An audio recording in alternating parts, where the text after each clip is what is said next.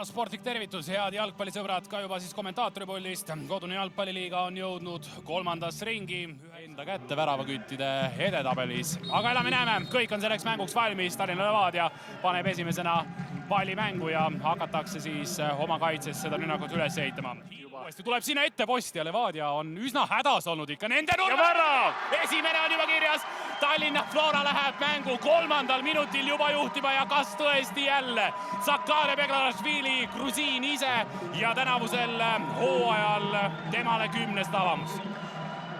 Jah, et ei teagi, mida nüüd Levadia kaitse seal tegi. Esiteks ei saanud seda nurgalööki minema löödud ja siis kesk oma 11 juures.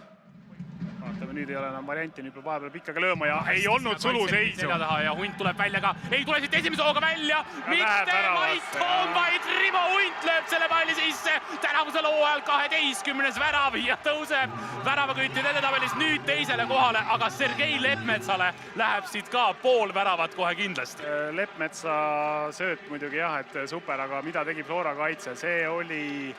Ütleme, kui väravaht lööb ikka sellist pikka paigat, võtab siin Vihman ja... Järjekordselt kaotatakse kaitseliinisse pall ära. Kando mängitakse lühikesega, Andreev vasaku jala peale. Sätib sinna sõbrale ka. Morelli vasakuga.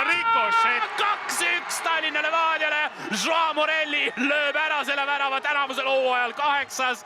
ja tõuseb väravaküttide edetabelis 6. kuid mis kõige tähtsam, järsku on Levadia 2-1 33. minutil selles kohtumise sees.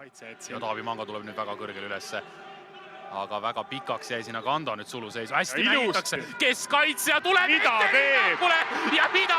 Nikita Andreev. Aga see, kuidas Taavi Manga jõudis nüüd välja keskkaitses selle pika jooksuga sinna ette, Flora värava ette, see oli tõeliselt vägev. Ja sõbrad mängisid omavahel väikse seina ka ja no ma ei tea, see oli nagu...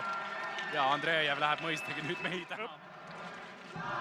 Madalaks jääb. Esialgu jääb madalaks. Nüüd on jätku palli vaja, kas tuleb 2 tükki. Ja Floral 2 kirjas. Ja paistab, et on. Mida nõuab? Aha, siin nõuti käsieli. Levadia mehed nõudsid kätt, aga... Ja me Siimani ei ole tähelegi pannud, kes selle värava lõi igal juhul. Mänguks läheb taaskord Flora 2, Levadia 3, 60. mänguminutil ja kätt siit nõuti ja kas nüüd saab... Faasis nagu kui keegi nagu juhuslikult eksima peaks, et noh, see on... Nii on, aga oi, kuidas nüüd jääb vabaks seal. Võimalik siia alla see pall anda, Madis Vihman. Ammu pole sellist palli saanud. Ja tuli värav. FC Flora 3. Sappinen. Levadia 3. Sappinen saab kätte oma ja kõik on jällegi mängus. 3-3. Ja nüüd on meil 2 värava mees ka olemas, mis teeb parima valimise veidi lihtsamaks. Ei ole, esimene läks viis. Esimene? Ai, näe.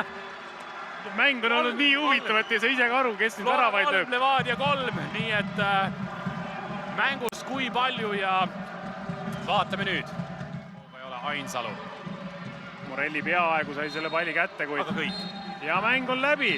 FC Flora 3, Tallinna Levadia 3. No me nägime kindlasti ühte vägevat jalgpallimäng.